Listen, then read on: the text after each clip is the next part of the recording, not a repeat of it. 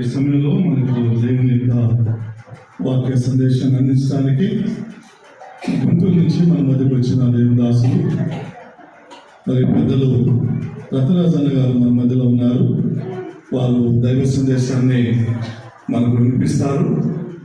మరి నిన్నట్లాగా వచ్చిన వాళ్ళు అలాగే కూర్చోకుండా ఒక నిమిషం మధ్యలో వచ్చే వాళ్ళని అక్కడే కూర్చుంటే డిస్టర్బెన్స్గా ఉంటుంది. ముందుకు రండి, ఒక నిమిషం లేవండి, పైకి లేవండి. పెద్దోళ్ళు కాదు, పెద్దోళ్ళు కూర్చోండి, మిగతా వాళ్ళందరూ లేవండి. పైకి లేవాలమ్మా, మీరు అట్లా కూర్చుంటే లాభం లేదు, పైకి లేవాలి, ముందుకు రావాలి, రావాల్సిందే. మీరు అక్కడ లేసి అక్కడే కూర్చోండాలి, ముందుకు రావాలి, ఇక్కడికి రావాలి. అమ్మా ఇట్లా కూర్చోండి, అమ్మా ఇట్లా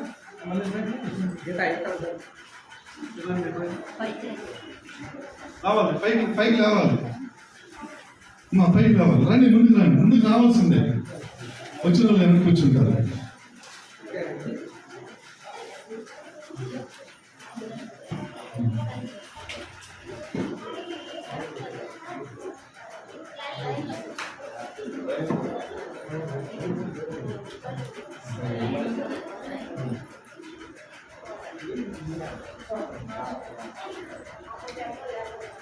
ఇక మౌనంగా కూర్చోండి. దేవుని దాసులు మనకు దైవ సందేశాన్ని వినిపిస్తున్నారు. బయట ఎవరైనా ఉన్నవారు, బయట ఒకరు వేడిగా ఉంటే లోపలికి రండి, లోపల కూర్చోండి. కూర్చోగలిగిన వారు కింద కూర్చోవచ్చు, లేదా బయట కుర్చీలు వేయబడి ఉన్నాయి, బయట కుర్చీలో కూర్చోవచ్చు. పెద్దవాళ్ళు ఈ ప్రకటన గమనించండి. ఈ సమయంలో మనకు మొదటిగా గుంటూరు నుంచి వచ్చిన రత్నరాజు గారు దైవ సందేశాన్ని అందిస్తారు. రెండవదిగా చెన్నగంజాం నుంచి వచ్చిన దేవుని దాసులు అబ్రహాం లింకన్ గారు మనకు వర్తమానం అందిస్తారు. మూడవదిగా కర్నూలు నుంచి మన మధ్యకు వచ్చిన దేవుని దాసులు మరి ప్రకాశ్ రాజన్న గారు దైవ సందేశాన్ని అందిస్తారు. గమనించి ప్రార్థన పూర్వకంగా సహకరించాలని ప్రేమతో మనం చేస్తూ ఆహ్వానిస్తూ ఉన్నాను.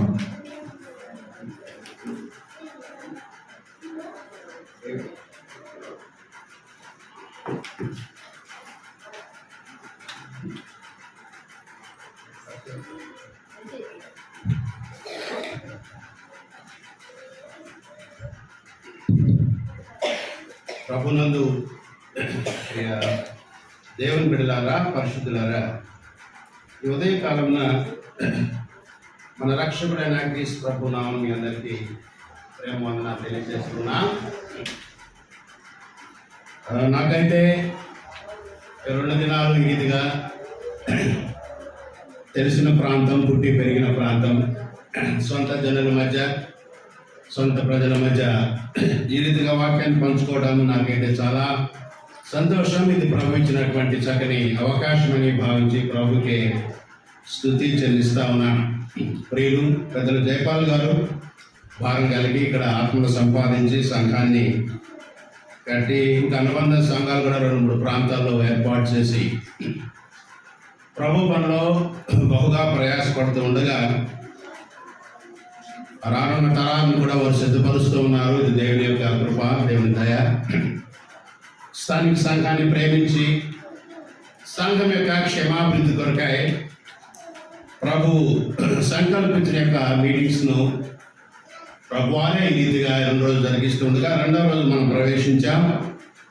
మొదటి వర్తమానం ప్రభు యొక్క వర్తమానం పరలోకపు తన యొక్క సింహాసన ప్రభు అనుగ్రహిస్తుండగా మన శ్రద్ధగా ఇవి ప్రభు మాటలని పరలోకం నుండి ప్రభే మన కొరకై అందించు సందేశమని మనం భయభక్తులు కలిగి ప్రభు మాటలు మనం భక్తితో శ్రద్ధతో ఆలోచించాలి. ఉదయకాల వాక్య ధ్యానం నిమిత్తమై అపోస్తలుడైన పౌలు తెస్సలోనిక సంఘానికి రాసిన మొదటి పత్రిక 1వ అధ్యాయం 9-10 వచనాలు మనం చదువుకుందాం.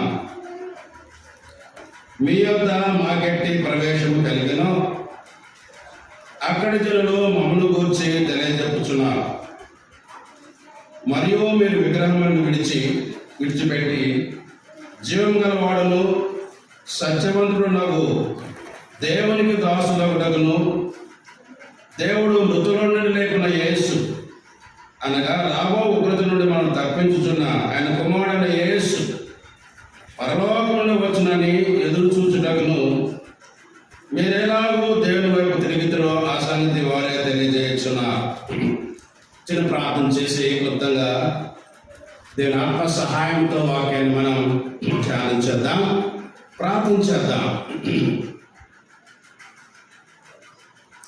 మహిమగల దేవా, మహోన్నతుడా, నా ప్రాణప్రియుడా, రక్షకుడా యేసుక్రీస్తు ప్రభువా, మీ శిలువ ప్రేమకై స్తోత్రములు. శిలువలో పాపులైన మా కొరకై ప్రభువా తండ్రి మమ్మల్ని ప్రేమించి ప్రేమ స్వరూపి మా పాపుల ప్రక్షాళన కొరకై కల్వరి శిలువలో ప్రాశ్చిత్తార్థ బలి అర్పించబడినటువంటి దేవుని గొర్రెపిల్ల, మచ్చలైన దేవుని గొర్రెపిల్ల, బలికి సరిపోయినటువంటి దేవుని గొర్రెపిల్లకు స్తోత్రం చెల్లిస్తా ఉన్నా. ఉదయకాలం ప్రభువా, పితృపారంపర్యం వ్యర్థ ప్రవర్తన నుండి విడిచిపెట్టినట్లుగా వెండి బంగారం వంటి క్షయవస్తువుల చేత మేము విమోచింపబడలేదు, కానీ అమూల్యమైన రక్తం, నిర్దోషమైన రక్తం, గొర్రెపిల్ల వంటి క్రీస్తు రక్తములో మా పాపములను కడిగి సదాకాలానికి మమ్మల్ని విమోచించావు తండ్రి. మా విమోచన క్రయధనంగా మీ ప్రాణంను ధారపోశారు. మీ ప్రాణం ఆధారం మీ రక్తం చిందించి మమ్మలను ప్రభా తండ్రి పాపదాసత్వం నుండి మాకు విడుదల కలుగు చేశారు. మా పాపాలు మన్నించారు, మా పాపాలు క్షమించారు. స్తోత్రం చెల్లిస్తా ఉన్నా. మేము విశ్వాసం ద్వారా మీరు మాకు ఇచ్చిన నిత్య జీవమునకై ప్రభా తండ్రి స్తోత్రం చెల్లిస్తా ఉన్నా. నిలవరమైన పట్టణం మాకు ఇక్కడ లేదు, కానీ ఉండబోదాన్ని మేము ఎదురు చూస్తూ ఉన్నా. తన నిత్య మహిమకు మీరు పిలిచిన దేవుడైన మాటను జ్ఞాపకం చేసుకొని, నిజమే తండ్రి, మీరు మమ్మలను ఈ పాపలోకం నుండి ప్రభువా మీ పరిశుద్ధమైన పిలుపుతో శిలువ ప్రేమతో మమ్మలను ఈ పాపలోకం నుండి పిలిచి పవిత్రపరిచి ప్రభువా మీ నిత్య మహిమగా మనం ఏర్పాటు చేసుకుని మీకు వందనాలు. ఆ మహిమలో ఎప్పుడు ప్రవేశిస్తామో మీరు ఆకృతికి ఎదురు చూస్తూ ఉన్నా. ఉదయక మా ముందు విరించిన వాక్య భాగానికే స్తోత్రం. ఇందులో దాగినటువంటి ప్రభు ఆత్మీయ తలంపుని మీరు మాకు అందించి మనం బలపరచమని, చేరువచ్చిన వారికి ఆశీర్వాదకరంగా ఆత్మీయ జీవితంలో ప్రభా మీ కొరకై మరి ఎక్కువగా వడిగా ప్రభా మీ కొరకై ఆత్మీయ అడుగులు ముందుకు వేయడానికి స్థానిక సంఘం ఆత్మీయంగా క్షమాభివృద్ధి పొందలాగున ప్రభు చూపించమని, నమ్మని విశ్వాసం ఏదైనా సమయం ఉండగానే నమ్మని పాపి ఇంకా ప్రభుత్వం విశ్వాసం ఉంచనవా, ఈ రోజునే నేడనే సమయం ఉండగానే మీ అందరి విశ్వాసం ఉంచి ప్రభు గొప్ప రక్షణ పొందలాగున నీతి మంతులుగా తీర్చబడలాగున సహాయం దయచేయమని నిలిచిన మనుషులకే స్తోత్రం చెల్లిస్తూ మా రక్షకుడైన క్రీస్తు పవిత్రమైన నామమున స్తుతులు చెల్లించి ప్రార్థన చేస్తున్నాం తండ్రి, ఆమేన్. 2 దినాల కొరకు ఏర్పాటు చేయబడినటువంటి ఈ సభలలో ప్రాముఖ్యమైనటువంటి అంశం మీద ధ్యానాలు అందించుట అనే సంగతి పత్రికలో మనం చూసాం. అదే కోణంలో అనుభవ దైవజనులు వాక్యాన్ని ప్రకటిస్తూ ఉన్నారు. నేటి ఉదయం కూడా అపోస్తలుడు పౌలు దశలోనిక సంఘం రాసిన మొదటి పత్రిక 1వ అధ్యాయంలో 9-10 వచనాలు మనం చదువుకున్నాం. వర్తమానానికి మూల వచనాలుగా మనం చదువుకున్నాం. నేను మనం ధ్యానం చేసినప్పుడు ఉదయకాలం మొదటి వర్తమానంలో దశలోనిక సంఘం రాసిన మొదటి పత్రికలో 5 అధ్యాయాలు ఉన్నాయని, ప్రతి అధ్యాయంలో కూడా ఆ సంఘస్థుల యొక్క మాదిరి అయినటువంటి లేకుంటే ప్రతి అధ్యాయంలో కూడా మనం నేర్చుకోవాల్సినటువంటి మాదిరి సంగతులు ఉన్నాయని 5 అధ్యాయాల్లో 5 మాదిరి సంగతులు ఉన్నాయని పోయినసారి మనం ధ్యానం చేశాం. మొదటి అధ్యాయంలో మాదిరి సంగతి ప్రస్తావించబడిన మాదిరి సంగతి ఏమిటంటే, దశలోనిక సంఘస్థుల వారు విశ్వాసులందరికీ మాదిరి. వారు మాస్టర్లను అకైలోను సువార్తను ప్రకటన చేసి అక్కడ దేవుని సువార్తను ప్రకటించి వారి మాదిరి అయిన జీవితం, వారి నమ్మిన ప్రభువుకు ఇచ్చిన ప్రకటన వారు చేసి సువార్త ప్రకటనలో వారు మాదిరిగా ఉన్నారు. ఒకటి, వారు మాదిరి అయిన సువార్త ప్రకటన చేయడం. అంత మాత్రమే కాదు, నేను రెండవ వర్తమానంలో జ్ఞాపకం చేసుకున్నాను. వారి మాదిరి లక్షణాలు ఏంటో కూడా నేను రెండవ వర్తమానంలో జ్ఞాపకం మొదటి అధ్యాయంలో జ్ఞాపకం చేసుకున్నా. మాదిరి లక్షణాలు కలిగిన వారు, విశ్వాసం నుంచి వారు దేవుని చేత రక్షణకు వారు ఏర్పాటు చేయబడిన వారని, ఏర్పాటు చేయబడిన వారు ఏ రీతిగా అపోస్తలుడైన పౌలునేమి అంతకంటే ముందుగా ప్రభువును వారు ఏ రీతిగా అనుసరిస్తూ ఆత్మీయ నడక, మారిన ఆత్మీయ నడక వారు నడిచారో, తద్వారా ప్రభు సంతోషం కలిగించేశారో, వారు నడక మార్చబడిన వారిని జ్ఞాపకం చేసుకున్నాం. అంత మాత్రమే కాదు, వారు దేవుని వాక్యాన్ని వినేటప్పుడు ఇది ఒక మనుష్యులు పలికే మాట కాదని, ఈ దేవుని వాక్యము ఇది ప్రభువే తాను ప్రేమించిన వారికి ఆయన సంకల్పించి ప్రకటించే సంగతులు కనుక ఒక మనుష్యుని సంగతులైన వారు ఆలోచన చేయక పరలోకం నుండే ప్రభువే తన ప్రియులను ప్రేమించి పంపిన సంగతులైన వారు గ్రహించిన వారై దేవుని మాట వారు శ్రద్ధగా ఆలకించేవారని, దేవుని చేత వారు ప్రేమించబడిన వారని, ఇంకా ఆ సంగతులు వారి మాదిరిగా సంగతులు మనం జ్ఞాపకం చేసుకొని వారు మాదిరి జీవితాన్ని జీవిస్తే మనం ఎలాగా ఈ భూలోకంలో మాదిరైన జీవితం జీవించాలో తిమోతికి రాసిన పత్రిక మొదటి పత్రిక 4:11 మనం జ్ఞాపకం చేసుకున్నాం. ఏదైనా 5 విషయాల్లో మనం మాదిరిగా జీవించాలో. తెస్సలోనిక సంఘస్థులు వారు మాదిరైన జీవితం ఇంకా ఆయా కోణాల్లో ఉన్నది. అయితే వారు మాదిరి సంఘస్థులని, మాదిరి విశ్వాసాలని పేరు గడించారు, మంచి సాక్ష్యాన్ని వారు పొందారు. అయితే నీ సంగతి నా సంగతి అండి. వారి గురించి గ్రంథంలో ఎందుకు రాయబడింది? వారిలాగానే మనం కూడా మంచి సాక్ష్యాన్ని కలిగి జీవించాలి. ఏ విషయాల్లో మనం సాక్ష్యం కలిగి జీవించాలి? గ్రంథంలో చాలా సంగతులు ఉన్నాయి, కానీ తిమోతికి రాసిన పత్రికలో ఒక 5 మాటలు మనకు జ్ఞాపకం చేయాలి. అపోస్తలుడైన పౌలు తన ఆత్మీయ కుమారుడైనటువంటి తిమోతికి రాస్తూ ఏ రీతిగా నీ యవ్వనం బట్టి ఎవడో నిన్ను తృణీకరింపనీయకుము, కానీ మాట యందును, ప్రవర్తన యందును, ప్రేమ యందును తదితర విషయాల్లో ఎదుగా మాదిరి చూపాలో రాశారు కదా. ఆ మాట చూడండి. మొదటి తిమోతి 4:11 5 విషయాల్లో మనం తన మాదిరిగా ఉండాలని ఆనాడు యవనస్తుడు తిమోతికి రాసిన సంగతిని ఈనాడు ప్రతి విశ్వాసి, సర్వలోకంలో ప్రభు రక్తంలో కడుగుబడి నీతిమంతులుగా తెచ్చబడిన ప్రతి విశ్వాసి, తిరిగి జన్మించిన ప్రతి విశ్వాసి కూడా మాదిరైన సంగతులు కదా.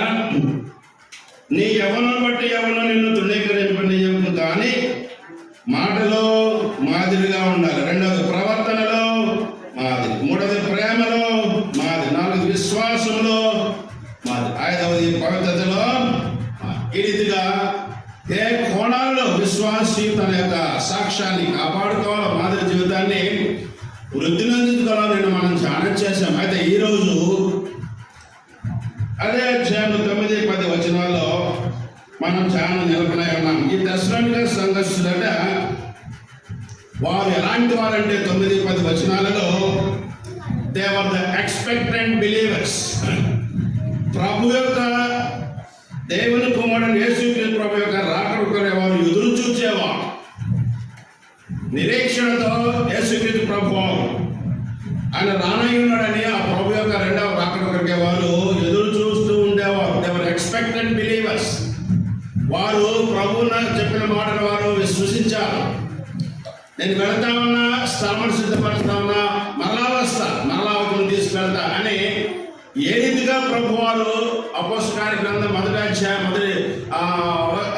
చెప్పబడిన రీతిగా ఏ రీతిగా ప్రభు వారు మహిమలోనికి వెళ్ళాడో అదే రీతిగా తిరిగి వస్తాడని చెప్పబడగా, నిజమే, వెళ్ళిన ప్రభు వారు మళ్ళీ అదే రీతిగా తిరిగి వస్తాడు. ఆ ప్రభు రాకడ కొరకే ఎదురు చూస్తూ ఉన్నారు. లేకపోతే ఎక్స్పెక్టెంట్ బిలీవర్స్. నేను కూడా ప్రభు కొరకు ఎదురు చూస్తూ ఉన్నా. అయితే ఆయన రాకడ ఎప్పుడో మనకి తెలియదు కదా. ఏ రోజు వస్తాడో, ఏ జామున వస్తాడో, ఏ ఘడియలు వస్తాడో మనకు తెలియదు. అయితే రావడం మాత్రం ఖాయం కదా. ఎందుకంటే ఆయన మాట చెప్పి నెరవేర్చే దేవుడు. ఆయన మాట అవునంటే అవును, కాదంటే కాదు.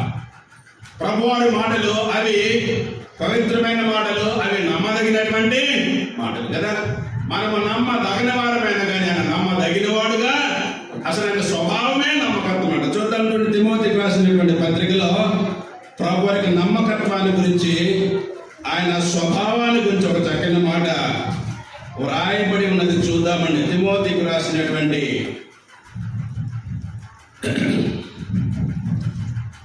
2వ పత్రిక 2వ అధ్యాయం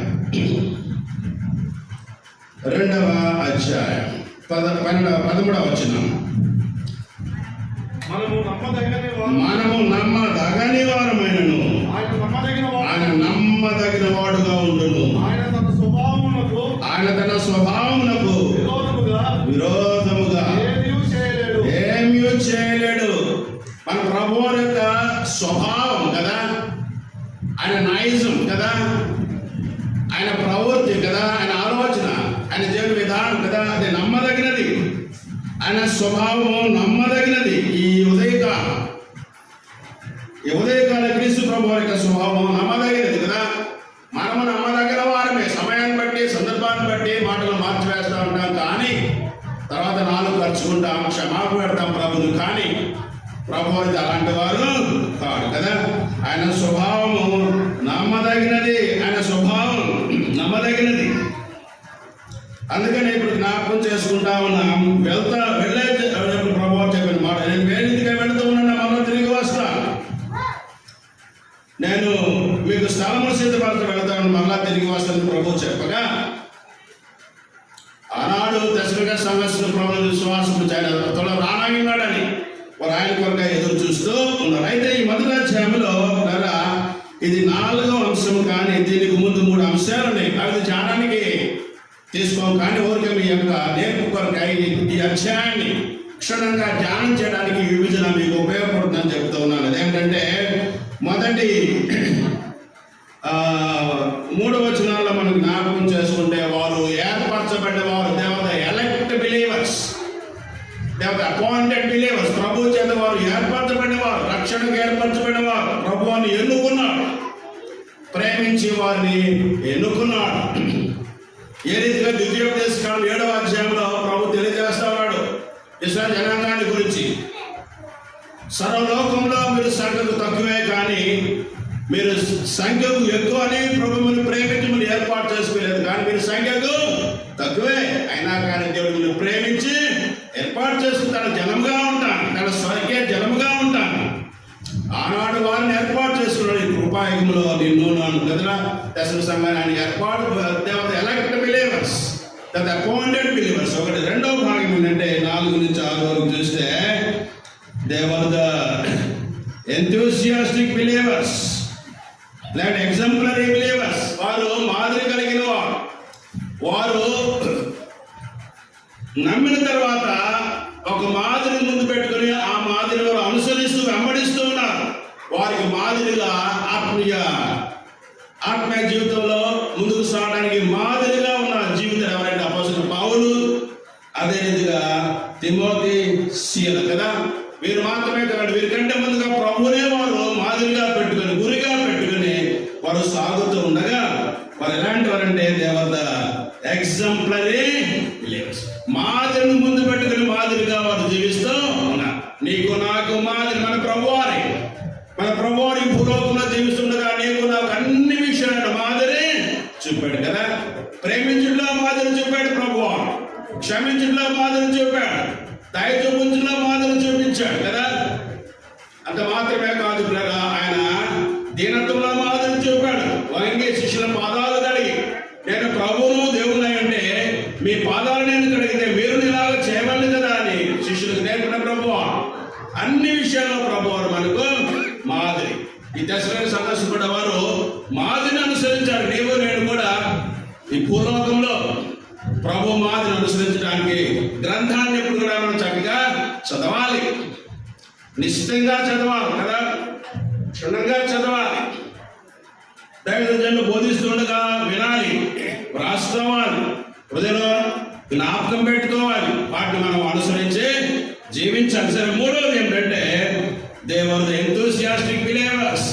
నమ్మిన వారు నమ్మినటువంటి ఆ సత్యాన్ని, తాము నమ్మిన దేవుడు ఆయన సజీవుడని, మునుపు నమ్మిన దేవుళ్ళు వారు వ్యర్థమైన దేవతలని, వారిలో జీవము లేదని కదా, వారు అసత్యమైన దేవతలని వారిని విసర్జించి వారిని విడిచిపెట్టి కదా, శివుల దేవుని వారు నమ్ముకొని సజీవులకు చేర్చబడి వారు మేము నమ్ముకున్నాం ఈ ప్రభు ఆయన సజీవుడైన దేవుడు, ఈయన సత్యవంతుడు, ఈయన మాట సత్యమైన మాట కదా, ఈయన సత్యవంతుడైన దేవుడు, రక్షించే సామర్థ్యం ఈయనకే ఉన్నది, రక్షించేవాడు, ఒక పాపని పరిశుద్ధులుగా మార్చేవాడు, పాపుల కొరకే ప్రాణం పెట్టినవాడు ఈయనే, మాణించి సమాధికి లేచిన వాడు కూడా ఈ ప్రభు అని ప్రభుత్వ సంగతులు వారికి తెలియజేస్తూ వారు నమ్మారు. నమ్మి వారు నమ్మిన సత్యాలు వదిలిపెట్టి అలాగే ఉండలేదు, కానీ వారి యొక్క ప్రక్క ప్రాంతాల్లో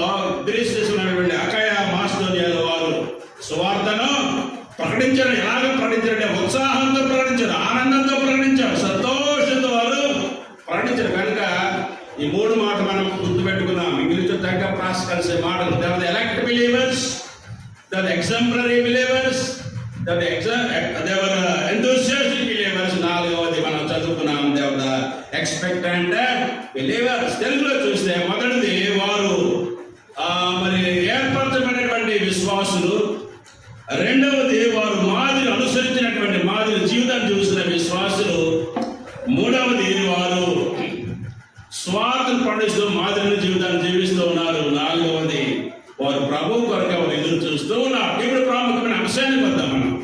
9-10 వచనాలలో వారు ఎలాంటి వారు చూసినట్లయితే, మొదటిగా 10వ వచనం 3వ వరుసలో జీవం గలవాడును సత్యం దేవునికి దాసుడగుటకును, దేవునికి దాసుడయ్యారండి కదా. మునుపు వారు ఈ లోకంలో జీవముని రాళ్లకు రప్పలకు మొక్కుచు వారు అపవాదికి దాసులుగా ఉన్నారు కదా. వారు మునుపు పాపమనే దాస్యంలో ఉన్నారు, కానీ ఇప్పుడు యేసుక్రీస్తు ప్రభువునందు విశ్వాసం వారు దేవునికి వారు దాసులుగా చేపట్టారు. దాసుడు అంటే వారికి యజమానుడు ఉన్నాడు, ప్రభు అనే వారికి యజమానుడు. వీరు ఇప్పుడు ప్రభువు దాసుల్ని రాయబడింది, కానీ ప్రభువుని విశ్వాసించినటువంటి విశ్వాసం ప్రభు వారు దాసులని పిలవక ఇంకా ఏమని ప్రభు పిలుస్తున్నాడో చూద్దాం. యోహాను సువార్త 15వ అధ్యాయంలో మిమ్మల్ని నన్ను దాసులని పిలవక ఏమంటా ఉన్నాడు? స్నేహితులను అంటూ ఉన్నాడు కదా. 15వ అధ్యాయంలో చదవండి. దాసుడు తన యజమానుడు చేయు దానిని ఎరుగుడు కనుక ఇక మిమ్మల్ని దాసులని పిలవక స్నేహితులని పిలుచుచున్నాను. స్నేహితులని పిలుస్తూ ఉన్నాను. ఎంత మంచి మాట అండి కదా. దాసులని అలా అక్కడ రాయబడింది, కానీ రోమపత్రికలో కూడా మనం పాపానికి దాసులం, ఇప్పుడు నీతికి దాసులం కదా. నీతి మన ప్రభు అని నీతికి దాసులమయ్యాం. అయితే ప్రభు మన దాసులుగా చూడకుండా దాసుల కంటే మిన్నగా ఆయన మన స్థితిని హెచ్చించి కదా మనకు మంచి విరుదిస్తా ఉన్నాడు. దాసుల కంటే ఆయన మన స్నేహితులుగా పెంచుతా ఉన్నాడు. దాసుల కంటే మిన్నగా స్నేహితులుగా ప్రభు హెచ్చుతూ మనం స్నేహితులను తినడానికి ఇష్టపడతా ఉన్నాడు కదా. అబ్రహామును స్నేహితులుగా చేసిన దేవుడు నిన్ను నన్ను స్నేహితులుగా చేసుకున్నప్పుడు అబ్రహాము గురించి మాట్లాడుతూ ఆదికాండం 18వ అధ్యాయంలో నేను సంకల్పించిన సంగతులను నా స్నేహితుడు అబ్రహామును తెలియజేయకుండా ఉంటానా అని అన్న సందర్భము ఉన్నది కదా. కనుక ఒక స్నేహితుడు హృదయం ఉన్న సంగతులు తన స్నేహితుడికి తప్పకుండా చెప్తాడు కదా. అదే రీతిగా మనము దేవుని స్నేహితులుగా మునుపు దాసులనే మెండగా మన స్నేహితులుగా ప్రవహిస్తూ ఉండగా తన సంగతులన్నీ కూడా మన గురించి ఏం అనుకుంటూ ఉన్నాడు, మన గురించి ఏం నిశ్చయించాడు, ఏం సంకల్పించాడు, ఇవన్నీ కూడా ప్రభువారు మనకు ఆయన తెలియజేసేవాడుగా ఉన్నాడండి కదా. ప్రభువారు మనకు తెలియజేసేవాడుగా ఉన్నాడు. దాసులు ఇప్పుడు స్నేహితుడి కంటే మిన్నగా మనకి ఇంకొక మెట్టు మనం పెంచి మనం ఆయన అంటాడు కదా, క్రీస్తుతోటి మనం ఆయనకు వారసులం. చూద్దాం రోమపత్రిక 8వ అధ్యాయం. రోమపత్రిక 8వ అధ్యాయంలో నేను మనకు జ్ఞాపకం చేసుకున్నా. రోమపత్రిక 8వ అధ్యాయంలో ఉన్నటువంటి మాట మనం జ్ఞాపకం చేసుకుంటే చక్కని సంగతి కదా. చూద్దాం 8వ అధ్యాయంలో 16-17 మనము దేవుని పిల్లమైన ఆత్మ తానే మన ఆత్మలో కూడా సాక్ష్యం ఇచ్చుచున్నాడు, మన పిల్లలమైతే వారసులం, అనగా దేవుని వారసులం కదా, దేవుని ఇంటికి చెందినవా కదా. మనం ఇప్పుడు దేవుని ఇంటికి చెందినవా, ప్రభువు బిడ్డలం. మనందరికీ తండ్రి ఒక్కడే. ఈ మాట జ్ఞాపకం చేసుకోవాలండి. మనకందరికీ తండ్రి ఒకటి కదా. సంఘం అనే శిరస్సు, సంఘం అనే శరీరానికి శిరస్సు ఆయనే. నీవు నేను సంఘం అనే శరీరంలో ఉండగా మనకు శిరస్సు ఒకటే, మన ప్రభువు కదా. ఆ ఇంటిలో మనం మన తండ్రి ఒకటే, మన శిరస్సు ఒకటే. ఆయనకి మన వారసులు. ఇంకా కిందకి సాగిపోతే మన పిల్లలమైతే వారసులం, అనగా దేవుని వారసులం. క్రీస్తు కూడా మహిమ పొందుటకు ఆయనతో శ్రమ పడిన క్రీస్తుతోడే వారసులం.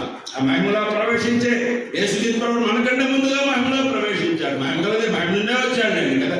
కానీ నీకు నాతో ఆ మహిమలో ప్రవేశించే గొప్ప భాగ్యాన్ని అంటాడు. ఆయనతో పాటు మన మహిమలో ప్రవేశించే వారసులు. సరే సాగిపోదాం. ఈ యొక్క తెస్సలోనిక సంఘం గురించి ఈ 9-10 వచనాల్లో మొదటి మాట ఏంటంటే, వారు దేవునికి దాసులుగా వారు ఏర్పాటు చేయబడ్డారు. దాసులు కదా.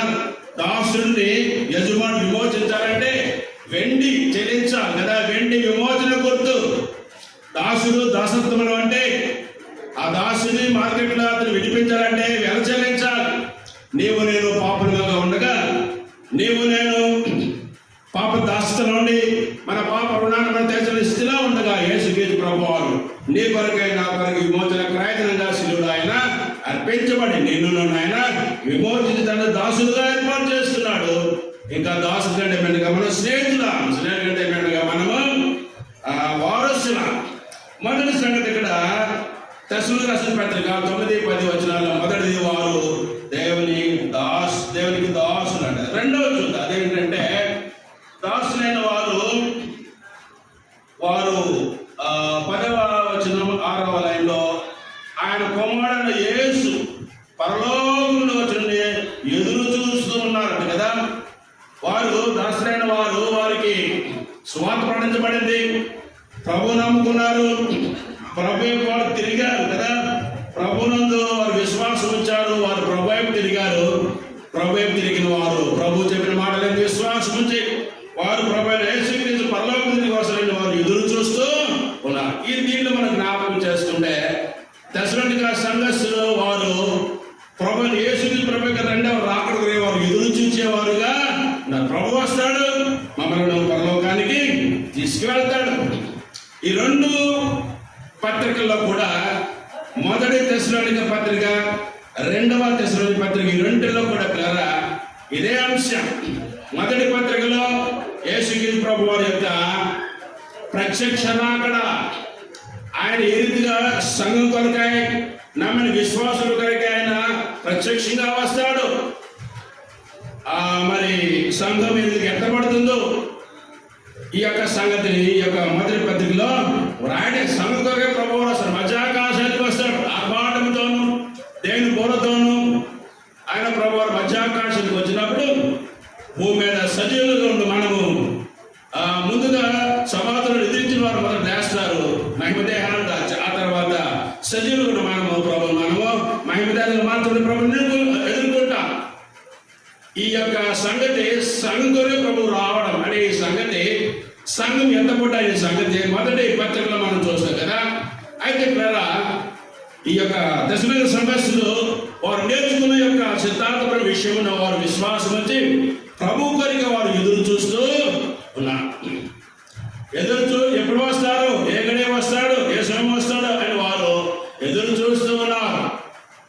ఇది మొదటి పత్రికలో అంశం. రెండవ పత్రిక ఏంటి మరి, సమయం వచ్చింది కాబట్టి ఆ విషయం కూడా మీకు క్లుప్తంగా చెప్తాను. రెండవ పత్రిక ఉంది కదా, తెస్సలోనిక రాసిన 2వ పత్రిక. ఈ పత్రిక ఎందుకు రాయబడిందంటే, ఈ పత్రిక యేసుక్రీస్తు రాకడ గురించే కానీ యేసుక్రీస్తు ప్రభు రాకడ ఇది. ఆయన రాకడలో ఇది రెండవ అంచె. మొదటి అంచె అంటే సంఘంలో రావడం, అది మొదటి పత్రికలో మనం చూసాం. ఈ యొక్క రెండవ పత్రిక యేసుక్రీస్తు ప్రభు యొక్క ప్రత్యక్షమైనటువంటి రాకడ. ఆయన భూలోకంలో అందరూ చూస్తారు కదా. మొదటి పత్రికలో ఆయన మర్మంగా ఆయన సంపర్కే విశ్వాసులకే వస్తాడు, వారికే కనిపిస్తాడు కదా. ఆయన రహస్య రాకడ మొదటి పత్రిక. రెండవ పత్రిక ఆయన ప్రత్యక్ష రాకడ. లోకంలోకి వస్తాడు, ఈ లోకం కొరకు ఆయన వస్తాడు, పరిశుద్ధులు వెంటబడి లోకానికి వస్తాడు కదా. ఈ రెండు పత్రికలకు మధ్య గ్యాప్ అది 7 ఏళ్ల శ్రమల కాలం. కానీ ఈ ఉదయకాలం మనకి జ్ఞాపకం చేసుకుందాం. యేసుక్రీస్తు ప్రభు యొక్క రాకడ రెండు విధాలుగా ఉన్నది. మొదటిగా ఆయన రాకడలో మొదటి సంఘం కొరకు వస్తాడు. ఆయన వచ్చినప్పుడు ఈ లోకం ఆయన ఎరుగుదు కదా, విశ్వాసులే చూస్తాడు. విశ్వాసులు ప్రభు మధ్యాకాశానికి ఎత్తుకొని పోతాడు, సంఘాన్ని ఎత్తుకొని పోతాడు. అది మొదటి పత్రికలో అంశం.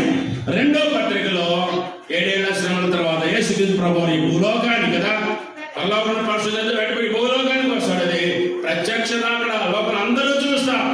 ఇశ్రాయేలు నాయకులు చూసేవారు రొమ్ము కొట్టుకుంటారు కదా, తాము పొడిచిన ప్రభు వైపు చూసేవారు రొమ్ము కొట్టుకుంటారు. వారికి రక్షణ ఉంటుందిలేండి. ఈ ఉదయకాలం ద్వారా ఆ అంశాన్ని మనం వెళ్ళిపోదాం. దర్శనంగా సంఘర్షులు వారు రక్షణ పొందే దేవునికి దాసులు ఏర్పరచబడిన వారు, దాసు కంటే మెండగా స్నేహితులయ్యారు, ఆ స్నేహితు కంటే మెండగా దేవుని యొక్క వారసులు అయ్యారు. వారు ప్రభు కొరకు ఎదురు చూస్తూ ఉన్నారు. చివరి మాటలు చూడండి, 10వ వచనం చివరిలో, మీరేలాగు దేవుని వైపులకు తిరిగిద్దరు కదా. వారు దేవుని వైపు తిరిగిన వారంట. మునుపైతే వారు విగ్రహాల వైపు తిరిగిన వారు కదా, ఇప్పుడు దేవుని వైపు తిరిగిన. ఇది ఇంగ్లీష్ లో మంచి మాట ఉందండి, యూ టర్న్ కదా, అంటే సమూలమైనటువంటి మార్పు కదా. యూ టర్న్, సమూలమైన మార్పు జరిగింది వారి జీవితాల్లో. ప్రభు వైపు సంపూర్ణ హృదయాన్ని నుంచి ప్రభుని వారు విశ్వసించి ప్రభుని వారు నమ్మకించిన వారు సమూలమైన మార్పు కలిగింది, సంపూర్ణ మార్పు కలిగింది కదా. ఇక ఈ మార్పుని ఎవరు మార్చేవారు లేక కదా. వారి విశ్వాసం గొప్పది. అందుకే నేను మనకు జ్ఞాపకం చేస్తున్నా, వారి విశ్వాసం ఎంత గొప్పదో, వారి ప్రేమ ఎంత గొప్పదో, వారి యొక్క నిరీక్షణ ఎంత గొప్పదని మనకు జ్ఞాపకం చేస్తున్నా. వారు సంపూర్ణంగా ప్రభు వైపు తిరిగిన వారు కదా. అందుకని ఇప్పుడు ఎవరైనా క్రీస్తు యేసునందు ఎవరు నూతన సృష్టి, పాతలు తెచ్చిన సమస్తమును క్రొత్తవాయను. అది పిల్లరా, ఈ యొక్క ఉదయకాలం వారు ఎదురు చూసేవారు కదా. ప్రభు వస్తానని చెప్పాడు, ఆయన రాక మానడు. అయితే వారు ఎదురు చూస్తూ ఉన్నారు నిరీక్షణతో. నీవు నేను మనం ఎదురు చూస్తూ ఉన్నాం. అయితే ప్రాముఖ్యమైన అంశం ఏంటంటే ఇక్కడ మనకి వర్తమానంలో ఆయన త్వరగా రానాయుడుగా నీవు నేను ఏమి చేయాలి, ఇది ప్రశ్న కదా. ఆయన త్వరగా రానాయుడుగా మనం ఏం చేయాలి, నీవు నేను ఏం చేయాలి? ఈ గ్రంథంలో మొదటి పత్రికలో మిగిలిన 4 అధ్యాయాలు 4 ప్రాముఖ్యమైన సంగతులు ఉన్నాయి. అవి చెప్పడానికి ముందుగా గ్రంథంలో వేరే చోట కదా ప్రభు త్వరగా రానాయుడుగా అది ఎక్కడ చెప్పడం 2 మాటలు చూద్దాం. ఎలా మనం జీవించాలో కూడా వేరే రెఫరెన్స్ అనుకోండి చూద్దాం. ప్రకటన గ్రంథం చూద్దాం. చూడండి, 2వ అధ్యాయంలో ప్రకటన గ్రంథం 2వ అధ్యాయం, ప్రకటన గ్రంథం 2వ అధ్యాయం 25వ వచనం. 25. నేను వచ్చు వరకు మీకు కలిగి ఉన్న దానిని గట్టిగా పట్టుకోండి.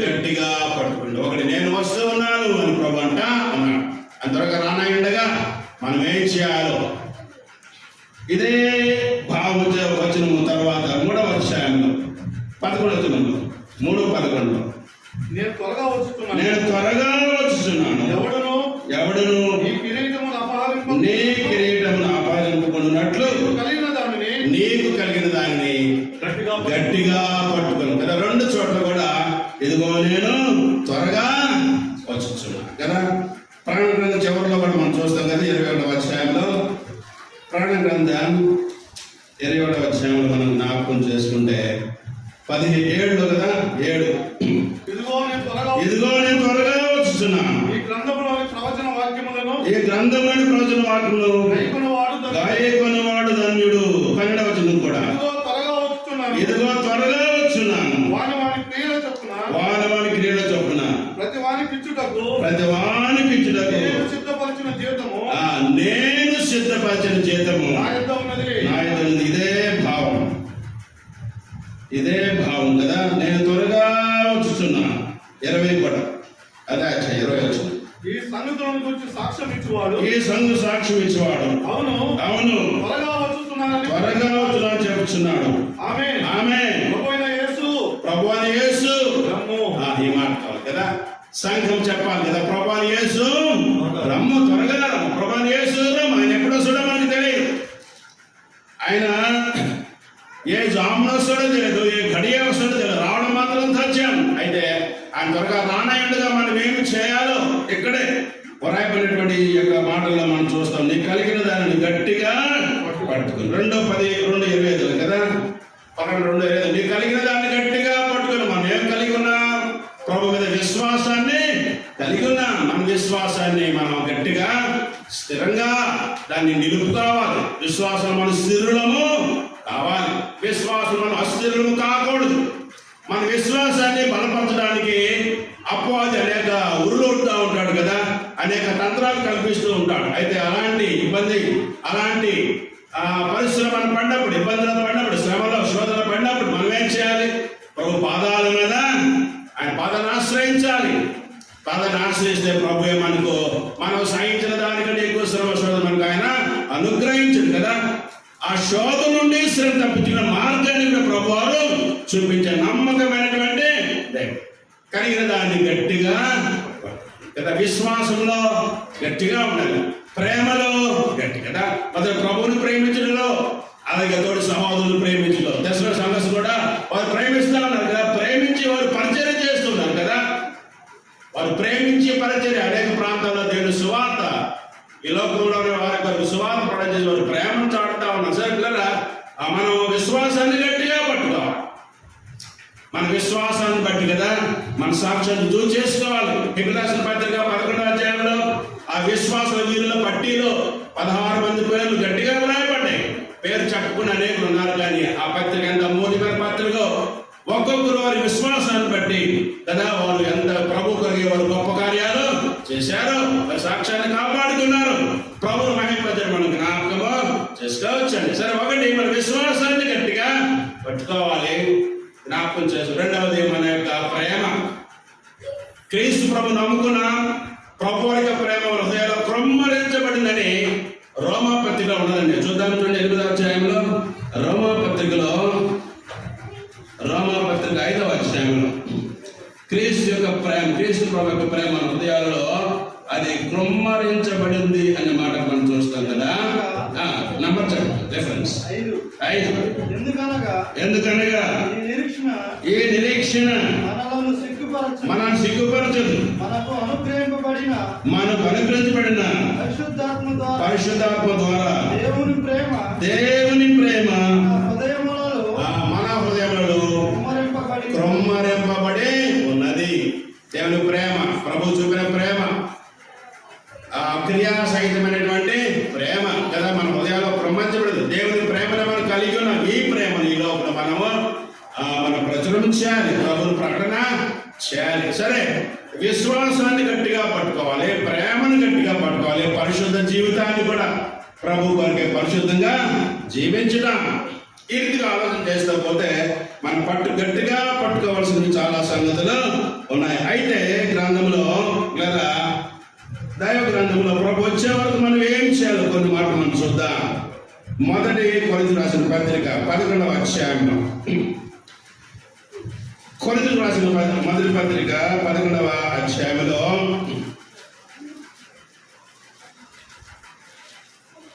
26వ వచనం, 11:26 మీరు ఈ రొట్టెని తిని ఈ పాత్రను త్రాగునప్పుడల్లా ప్రభు వచ్చే వరకు ఆయన మరణమును ప్రచురించుదురు. ప్రభు వచ్చే వరకు మనం ఏం చేయాలంటే నేను వచ్చే వరకు ఆయన మరణమును ప్రచురించుదురు. ఆరాధనలో మనం కూడి వచ్చినప్పుడు కదా, ప్రభు దినమున ఆదివారం సంఘముగా కూడి వచ్చినప్పుడు కదా ఆయన మరణాన్ని కూడా జ్ఞాపకం చేసుకోండి కదా. ఆయన మన కొరకు ఎదుగా తన ప్రాణమును ధారపోశాడు. ఎవరు ఎన్నో పొందిన మరణాన్ని మన కొరకు ఆయన మరణించాడు. మన స్థానంలో నిలిచి మన శాపాన్ని వహించి మన పాపాలను భరించి మన కొరకే ఆయన శాపగ్రహంగా ఎలాడి మన కొరకే నలుగొట్టబడ్డాడు. మనము మరి మొదటి పేతురు పత్రిక 2వ అధ్యాయంలో ఒక చక్కని మాట అండి. మొదటి పేతురు పత్రిక 2వ అధ్యాయంలో మనం పాప విషయం చనిపోయి నీతి విషయంగా జీవించినట్టుగా మన పాపాలు మన తెలుసులో మోసుకొని పోయాను. చదువుతారా? మొదటి పేతురు 2:24. మనము పాపల విషయం చనిపోయి అది నీతి విషయం జీవించినట్లు ఆయన తానే తన శరీరమందు మన పాపములను దాని మీద మోసుకొని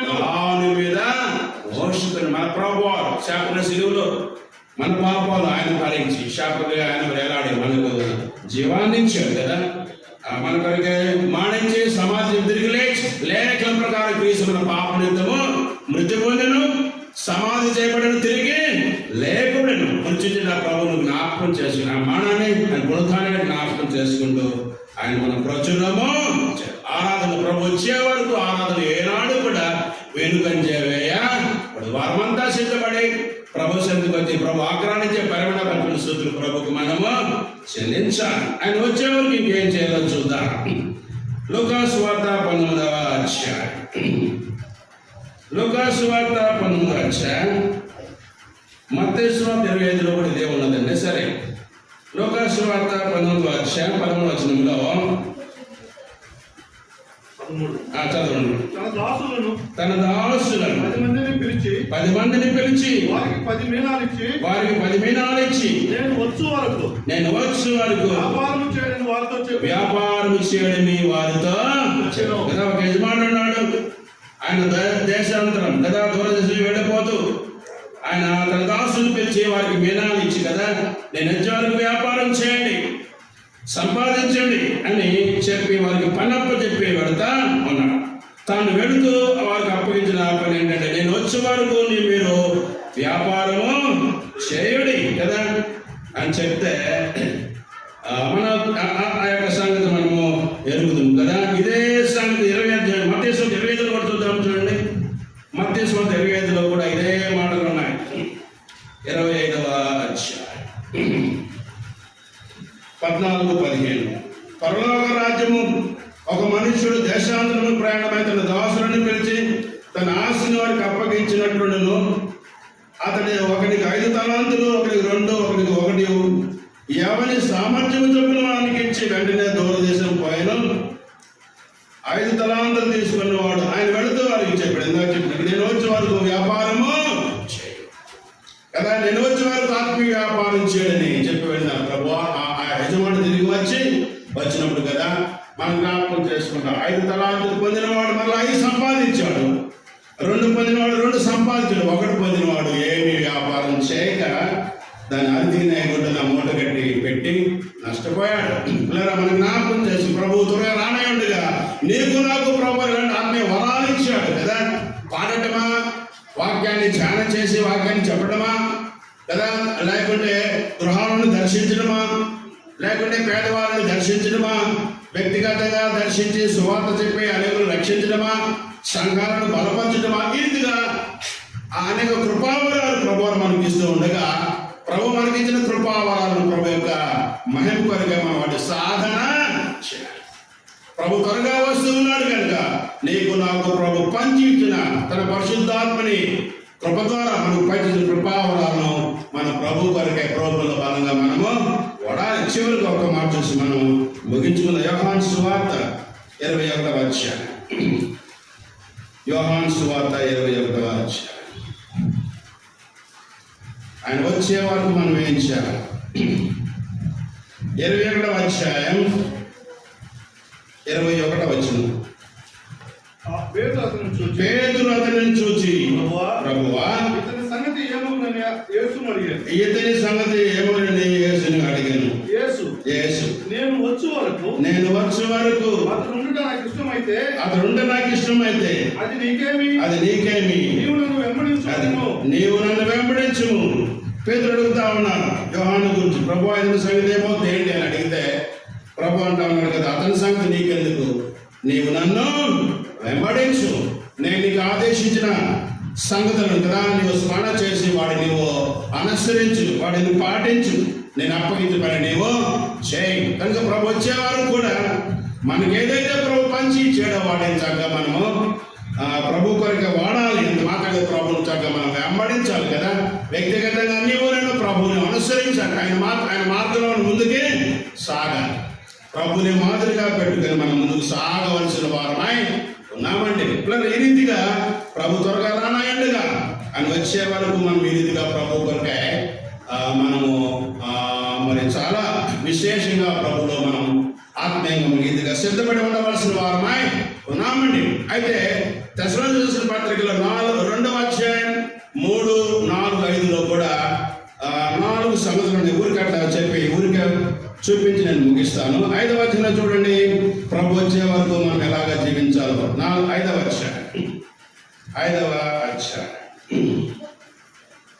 అధ్యాయంలో ఆయన వచ్చే వరకు మనం ఎలాగా జీవించాలో అక్కడ చెప్తూ ఉన్నాడండి. 5వ అధ్యాయంలో జ్ఞాపకం చేసుకుంటే చదవండి.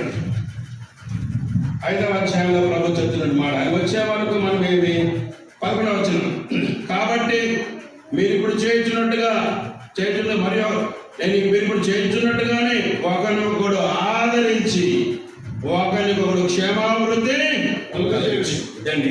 ఇంకా చాలా సంగతులు దీంట్లో ఒకరి ఎడల ఒకరు మనం ఎలాగ ప్రవర్తించాలి, ఆదరణ కలిగించేలా వాళ్ళగా మనం ప్రవర్తించాలి కదా. ఇతరులను మనం ప్రేమించాలి, వారికి ఆదరణ కలిగించాలి, వారికి పురుకొల్పాలి విశ్వాసం కదా. అంతేగాని వారికి ఎలాంటి నష్టాన్ని మనం కలిగి చేయకూడదు, వారి కన్నీరు మనం తెప్పించాలి, ఆత్మీయంగా బలపరచాలంటే వారిని ఆదరించాలంట, వారి క్షేమాభివృద్ధి కొరకే కదా. మనం ఎలాగ క్షేమంగా ఉండాలని ఆలోచిస్తామో వారు కూడా క్షేమంగా ఉండాలని మనం ఆలోచించే క్షేమాభివృద్ధి కొరకే మన వారితో మనం సహకరించి ముందుకే సాగాలి అని వస్తూ ఉండగా దశలో తెలియజేస్తా ఉన్నాడు, ఇదిగో మీరు ఇలాగా జీవించండి. 4వ అధ్యాయంలో చూద్దాం, చూడండి 18వ వచనంలో, కాబట్టి మీరు ఈ మాటల చేత ఒకడు కూడా ఆదరించుకొనండి. ఇందాక ఆదరించండి అన్నాడు కదా, ఇక్కడేమో ఒకరు కూడా ఆదరించుకొనండి, ప్రభు త్వరగా రానయ్యున్నాడు. కనుక మీకంటే ముందుగా నిద్రించిన వారి సంగతి ఏమవుద్దో అని మీరు ఆలోచన కలిగినారు కదా. వారిని ప్రభు లేపుతాడు.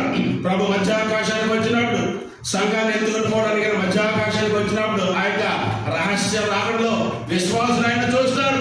ఆ ప్రధాన దూత శబ్దంతో ఆర్భాటంతో దేవుడు బోధన మధ్యాకాశానికి వచ్చినప్పుడు మొదట సమాధులను వారు లేస్తారు. ఆ తర్వాత నీవుని సజీవున్న వారు మార్పు నుండి ప్రభుని ఎదుర్కొంటారు. కనుక ఇలాంటి నిరీక్షణ విశ్వాసులకు ఉన్నదే. కనుక ఇంటి మాట చేత మీరు ఆదరణ పొందండి అని చెప్తాం. ఇంకొక మాట నేను ముగిస్తాను. నేను 3వ అధ్యాయం చూడండి. 3వ అధ్యాయం ప్రభు వచ్చేవారు కూడా ప్రేమలో అభివృద్ధి పొందారు. 10వ వచనం 3:13, అలాగే మీరును ఒకని ఎడల ఒకడు మనుషులందరి ఎడలను ప్రేమలో అభివృద్ధి పొందాలి కదా. భౌతికంగా ఇతరులు మనం అభివృద్ధి పొందాలని కోరుకుంటాం, కానీ మంచిదే. కానీ ఇతరు ఎడల మనం ప్రేమ చూపే విషయంలో అభివృద్ధి కదా. ఆత్మీయ అభివృద్ధి చెందిన వారే కదా, ఆత్మీయ ఎరిగిన వారే, ప్రభుని ఎరిగిన వారే ఈ యొక్క పరిచయ చక్కటి నాణ్యమైనటువంటి ఆత్మీయ బోధ కదా. ఈ యొక్క అధ్యాయాలు మనం చూస్తామండి. ప్రభు త్వరగా వస్తూ ఉండగా నిజమే వారు ఎదురు చూస్తూ ఉన్నారు, మంచిదే. ప్రభు వస్తాడు, వచ్చే వారు ఎలాగా జీవించాలో ఆశ్రమంలో రాశాడు. వారికి ఆనాడా బోధ అయ్యాడు, నీకు నాకు ప్రభు రానయ్యుడుగా ఇది గిట్టి మాటల చేత గిట్టి జీవితం ప్రభు కొరకే జీవించి ప్రభుకు మన మహిమ తీసుకుంటూ ఆయన జీవించడానికి ప్రభు పరిశుద్ధాత్మ నీకు నాకు సహాయం దయచేయను. వాక్యాలు ప్రభు